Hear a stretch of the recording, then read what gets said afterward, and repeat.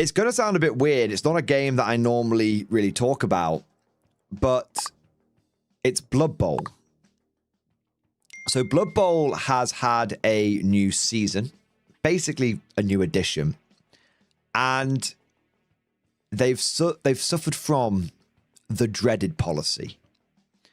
The dreaded policy is well known amongst Warhammer players at this point. It's the policy of if Games Workshop doesn't make models for it, you don't get rules for it, and your units are limited by what they sell in their boxes. And essentially, the new season has been announced, and my understanding, correct me if I'm wrong, is that there's going to be quite a few teams which are going to be affected because there's going to be a number of additional positions and specialists who are now no longer going to be available. I think a good comment that I saw that summed this up under a video that was covering it was Blood Bowl community. Hey, Games Workshop, this box doesn't contain the models for several of the specialists in our teams. Can you fix that? Games Workshop. Sure thing. New season of Blood Bowl. Now you can only take the models that come in the box. No, wait, Games Workshop community. No, wait, Games Workshop. We want you to add more things into the box. Games Workshop, ... So, it's not a... So, to make something clear, it's no surprise that this has happened in some ways. Because we know that this is a policy that Games Workshop has been pursuing with some of their main game systems. They've been actively pursuing it for quite a while. What I think is interesting is this policy has been something which has existed, I think, basically throughout 9th and then especially in 10th edition. And in the past, it's a policy, the dreaded policy. It's what we saw affect Games Workshop's main studio games. So it affected Age of Sigmar, and it affected Warhammer 40k. But by and large, it did not affect the specialist games. There was always, and this created, I think, a bit of an illusion of SDS, the people that do the side games, as being a more separate entity. But I think the reality of the situation is it's an uncomfortable reality that we have to accept, which is that this is not a policy which only applies to main studio. And as much as some of us like to think of SDS, Special Design Studios, aka Old School Forge World, aka Horus Heresy, Old World Team, and so on and so forth, as some of us like to believe, we like to hope, we like to think that these are a separate team and they do things their own way and they stick it to the man. The reality of the situation is that they are under the same corporate thumb. They're under the same corporate thumb that main studio is under. And whilst it might have taken a little longer for them to succumb, they are still going to succumb. And this is evident by the amount of specialist games which have been really affected by this policy. I mean, we have seen big changes in Kill Team, for example, where they've tried to make Kill Team a game which stands on its own 2 feet, but the reality of the situation is Kill Team was always the casual, chill, entry-level game for those people that wanted to play a game of 40k but not have the stress of a big game of 40k and of collecting a big game of 40k. So they've made a lot of changes to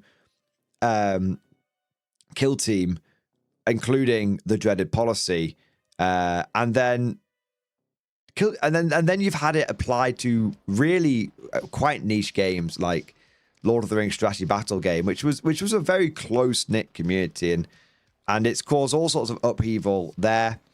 And the most high-profile case that I think we've seen is it applied to Horus Heresy 3.0. Of course, We're not going to go into that again. That was extremely high profile, and it doesn't require me going over it for the 1000th time. Games Workshop applied the policy, and they received such phenomenal backlash that they actually reversed it, which is kind of interesting, which we need to which we might come back to at some point. But they've applied this to all sorts. I think they even applied it to Warhammer Underworlds, which is kind of crazy. But the reason I want to talk about this is simple. I think it is evident now that this policy is going to apply to every single one of their game systems. Those of you who are playing Necromunda, you need to start preparing for this. You need to. Those of you who are playing Warhammer the Old World, I think you need to prepare for this. Strongly, strenuously. Because I think when a new edition of Necromunda comes around the corner, if it's an option that doesn't come in the box, it's going to be an option which you can no longer take on your gangers. And I think you also, I think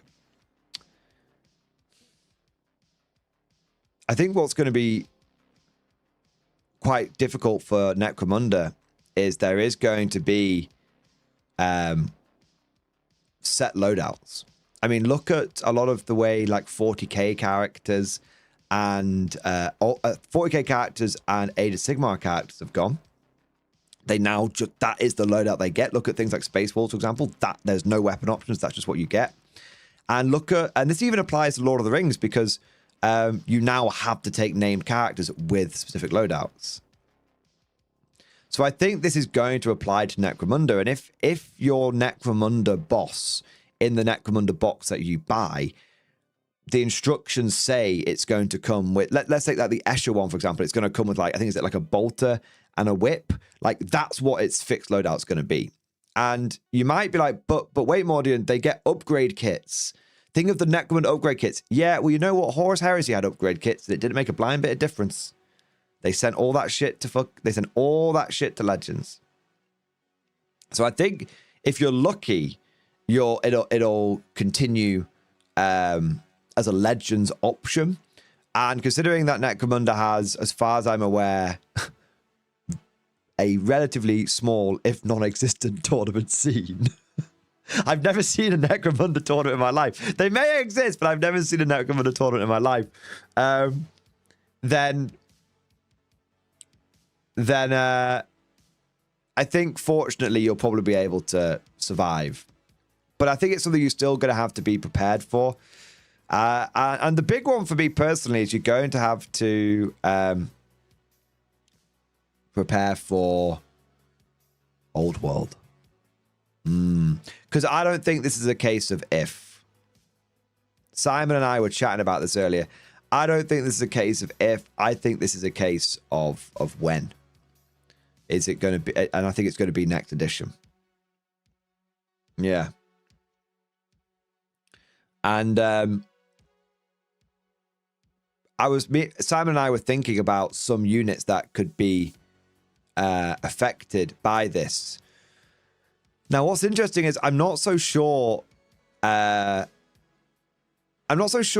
any of the like infantry units are going to be affected by it massively. Because when you think about it, most old world infantry units are the older kits. And also most old world infantry units are actually monoculture anyway.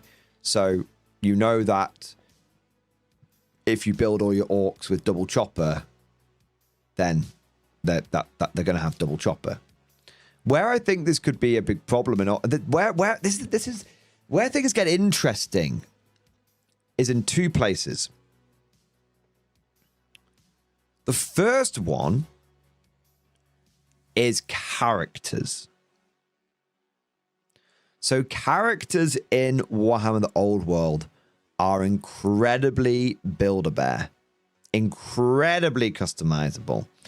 with all the magical items and mundane equipment that they can take, no two Empire generals are the same. No two orc bosses are the same. So between all the different magical equipment they can take and all the mundane equipment they can take, there's an infinite number of possibilities. But that does not line up with this dreaded policy. Doesn't line up at all.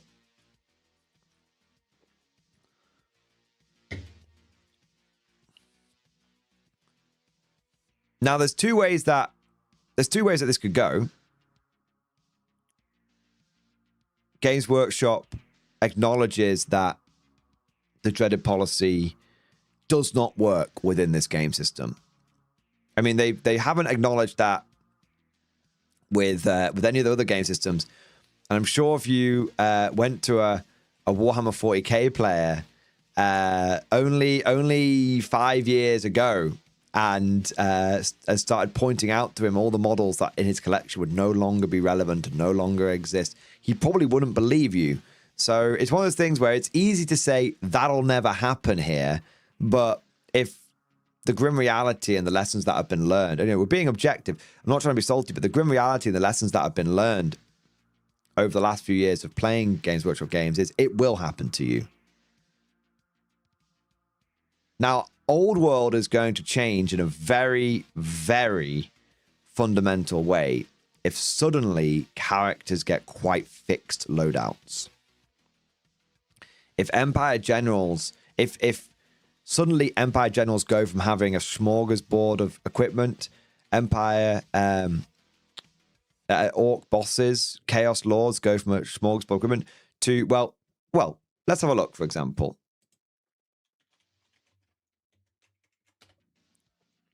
Let's have a look how it could affect you. Maybe it won't be so bad. Maybe it won't be so bad. But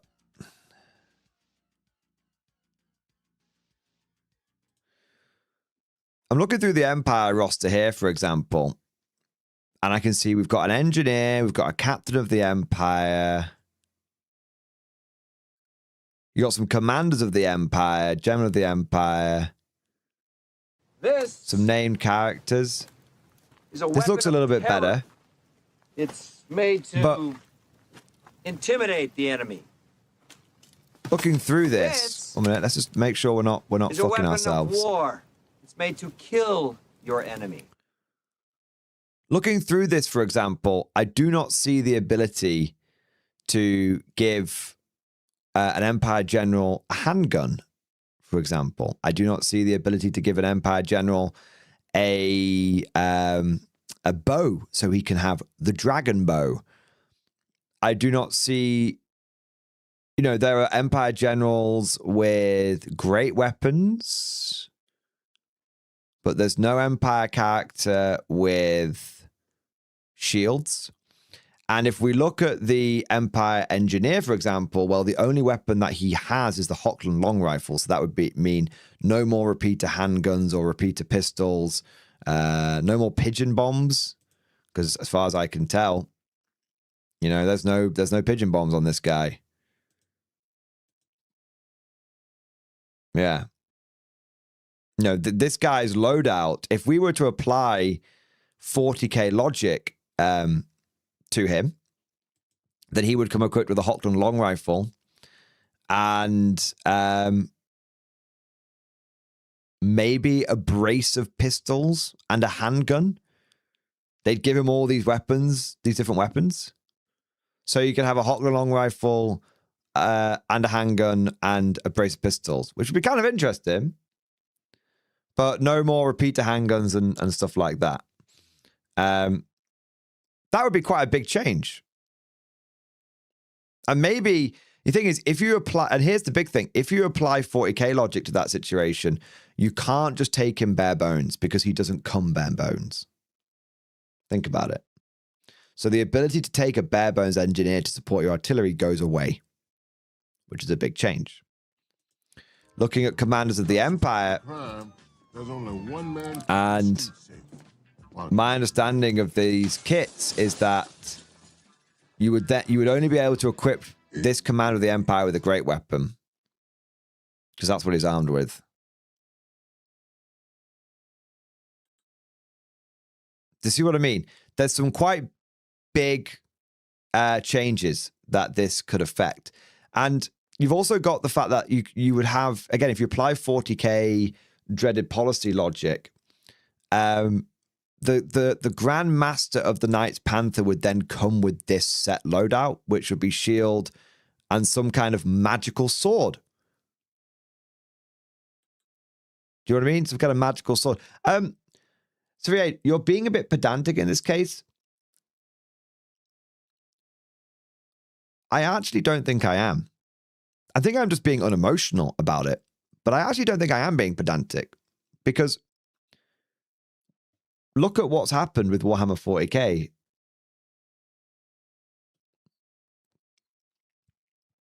Look at what's happened with all the different specialist games. I'm not saying that all of this stuff wouldn't maybe exist in some kind of like Legends format. I'm not saying it wouldn't exist in some sort of Legends format. But what I'm saying is, you know, your Grandmaster of the White Wolf would only be able to take his hammer. The Grandmaster of the Blazing Sun would only be able to take an axe and a shield. The Warrior Priest of Ulrich would only be able to take the weapons that we see. These are cool models, by the way. Look at that giant fucking wolf guy. Yeah, I love that. Anyway, point is, it's really easy to think that it's not going to happen, but why would Old World be any different? Why is Old World special? Why is Old World any different?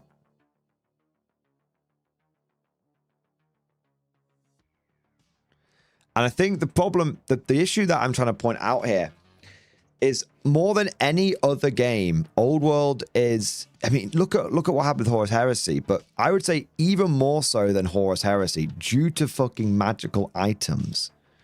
Even more so than Horus Heresy, Old World does not fit into the dreaded policy. They do not sell a character on a Pegasus.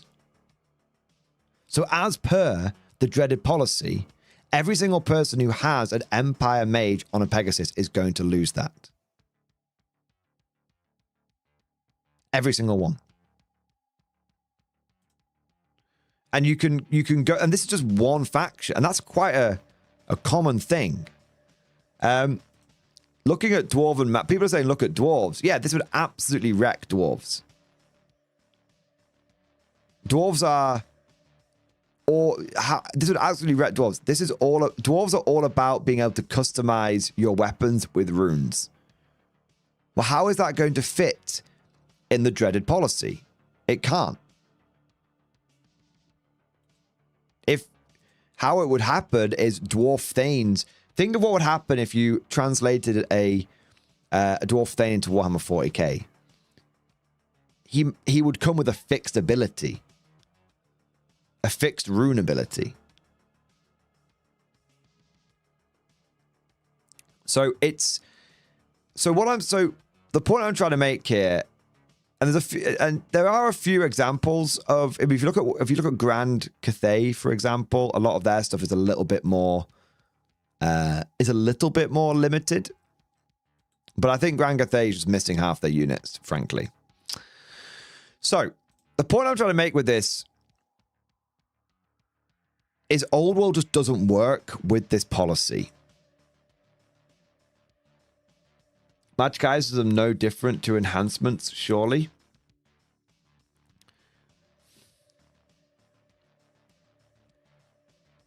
There are a lot of magical items. Dozens and dozens and dozens.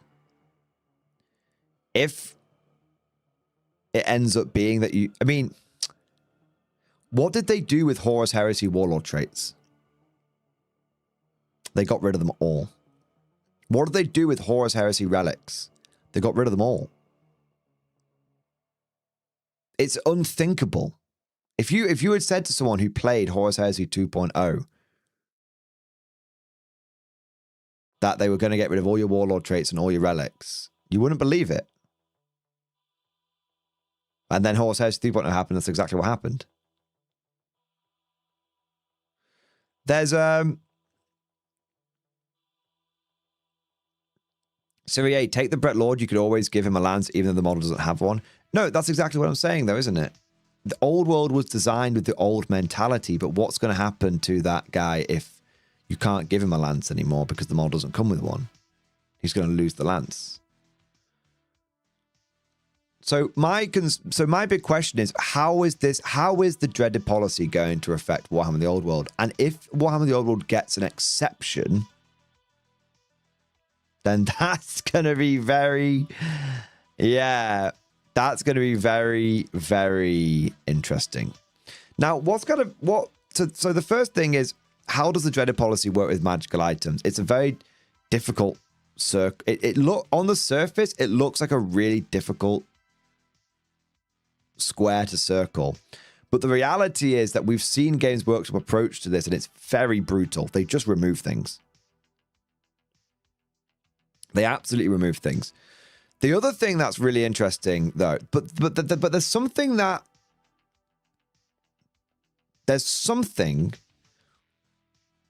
which, in a funny sort of way, gives me hope. Because there is a massive grey area. There's a massive grey area with the old world. And I want to find it for you guys now. I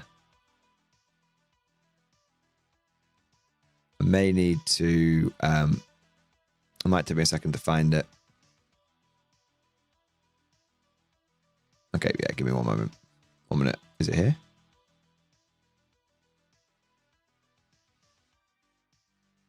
No. All right, give me 1 second. I know where to find it. I want to find you a good example.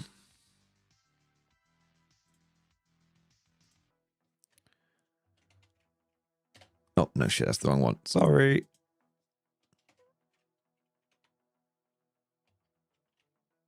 All right.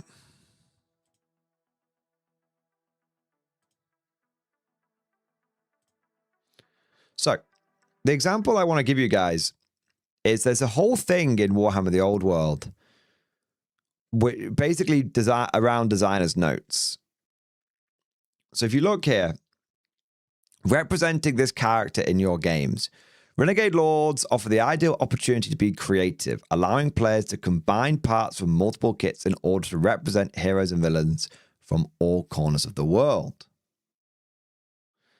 And then if we scroll down here, representing this unit in your games, painted in the heraldic colors of their employer or featuring components from other kits, Empire State Troops, State Missile Troops, and Militia are all ideal for representing units of sellswords. And then you come down here, and it's on every unit. Representing this unit in your game, you can use Knights from Empire of Man and Kingdom of Bretonnia. Even Hireling Outriders, you can represent this with Empire Pistoliers, Bretonnian Mounted Yeomen, or even High Elf Illyrian Reavers. And so, you know, representing this unit in your game, Dwarf Organ Guns, Empire Mortars, and yeah, so that's it. So the thing is, Old World's in a really interesting place, and it's in a very interesting grey area because there are lots of this. There's lots of this stuff within the game. Lots and lots of this stuff in the game. And I wonder if Old World, I wonder if this is, and this is something that, bear in mind, this is something which has been released very recently, well into Old World, well after Old World launched, right? So I do, this gives me a huge degree of hope. It gives me a huge degree of hope. And I do choose to be hopeful. Despite what I said earlier about Warhammer the Old World, it's going to suffer from the dreaded policy.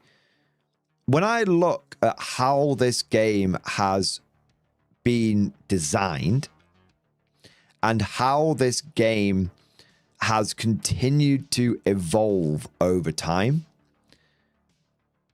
it really does seem like it will be the exception to the rule. It really, really does seem like it. And I wonder if these notes about representing the units on the battlefield, I really wonder if these notes are the old world team's get out of jail free card, where they're like, well, you know, the GW executive comes in and says, okay, well, you can't sell Renegade crowns anymore because we don't have like models for them. And they're like, but we do, because look, we've told them how to represent this unit on the battlefield, and it's buying our models. And he's actually like, but it's not an official Renegade crown box. No, it's not an official one. But officially, they buy our models for it. See what I mean? There's a really, really big gray area with Warhammer the Old World. Really, really big gray area. It's around magical items, because the game basically collapses if the game basically collapses if you get rid of magical items and just go, bleh, you know, just go, no, this guy only gets this sword. The game just that's it. It's done. Do you know what I mean? So the game basically just collapses because none of the characters are designed to be built that way. And not only that, but a lot of the time, units have been introduced into the game with this covering your ass statement. And I do wonder if this covering your ass statement is being put in by the designers of the old world because they know it's something that they can refer to when the executive comes a knocking and the policy comes a rocking. I do wonder, because I think there's a big difference between... I think there's a big difference, but I think there's a big separation between the people that design a lot of the stuff at Games Workshop and the frontline staff and the corpo executives that make a lot of strange decisions. And I do wonder that I have a ray of hope. Hope is the first step on the road to disappointment. But I think there's enough of it will be one way or another. It will be interesting to see how Games Workshop tackles this. Will they make an exception? Or will they bulldoze it?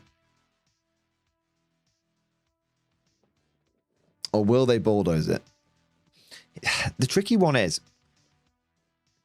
if I was to make a guess,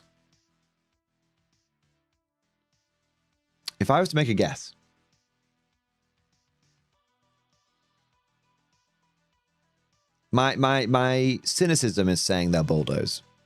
Obviously, I've been burned too many times. But if I do not let the hate cloud my judgment for a moment, I wonder if a lot of the time Games Workshop, when they're applying this policy, it's because they're trying to, and it backfires, but they're trying to do something to make a game that's not that popular suddenly do better. So, hey, let's apply this to the new edition of Lord of the Rings because it'll make it easier for people to get into. Oh, shit, that didn't work. Let's apply it to Horus Heresy because you know, a lot of people talk about how Horus Heresy was doing fine, but the reality of the situation is that Horus Heresy was definitely... at best, it was treading water. But if you look at a game like Warhammer the Old World, it is going from strength to strength. More and more people are jumping onto it. And so, from a Games Workshop point of view, applying this policy... They normally apply this policy in an effort to make more money. That's it. They normally do this because they're trying to make more money. They're trying to make a game more accessible. They're thinking long term. They're like, yeah, this might fuck with it for a little bit, but this will, in the long term, will make the game more accessible so we can make more money off it in the long run. And I'm wondering if they look at the old world and they go, it's already making a lot of money. What are you guys doing over there? Whatever it is, just keep doing it. Because if a game is already growing, then if I was Games Workshop and I saw a game was all, and perish the thought, but if I was Games Workshop and I already saw that a game was growing, I wouldn't feel the need to like massively intervene in it. I'd be like, keep doing whatever you're doing to make this game successful, because that's clearly working. But if you've got a game like Lord of the Rings, which isn't booming, you'll try something to make it boom, even if that's in the long run. Same with something like Blood Bowl. Same with something like Horus Heresy.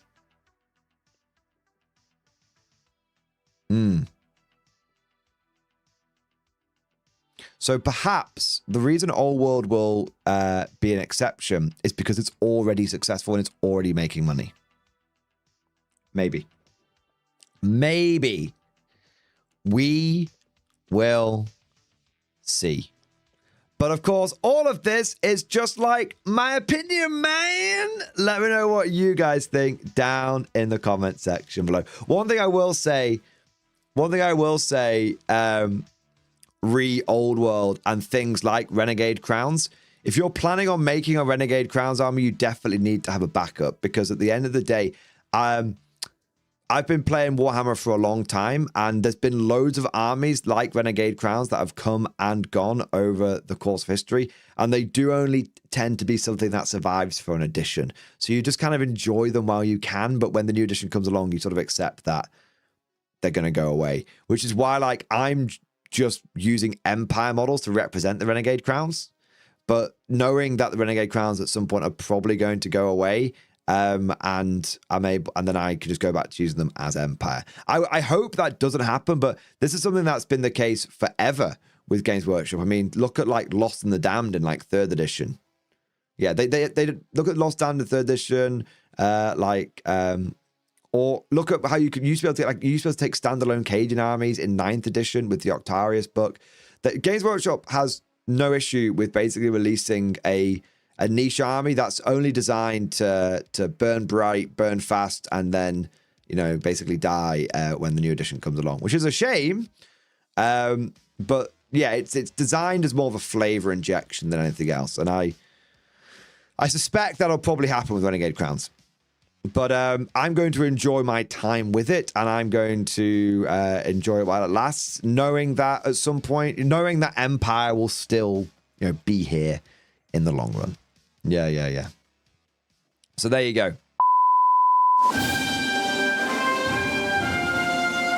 Would you like to know more? If so, then please consider becoming a channel member or patron. By supporting the channel, not only will you be doing your part, but you'll also be helping me create more content for your viewing pleasure and unlocking a whole host of perks. You get everything from a badge next to your name, custom emojis, but the big one is access to the Mordian Glory Discord server, an online community with almost 2,500 active members. It's always popping off in the MG Discord. We've got channels for army lists, hobbying, tactics, stories, and even a pretty spicy meme section as well. For all you greenhorns that wanted to see the Mordian glory hole, today is your lucky day.